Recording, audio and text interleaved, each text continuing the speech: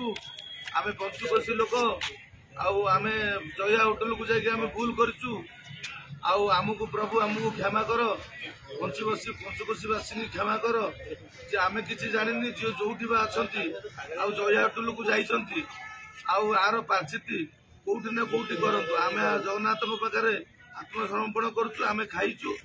आम आज्ञा आज पाचिति होइचु आ जगन्नाथ पाक जीवु लोकनाथ दर्शन करूँ आम आज नरेन्द्र आज्ञा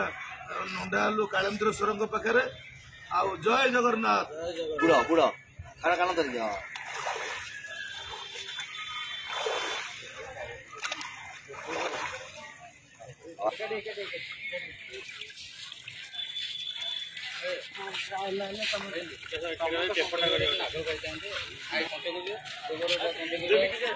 गोबर बांट पिउन आग पी कथा जय जगन्नाथ गोरु मुत गोबर पानी पी के आम आज पुरी पवित्र आज पुरी अशिक्षित आम आज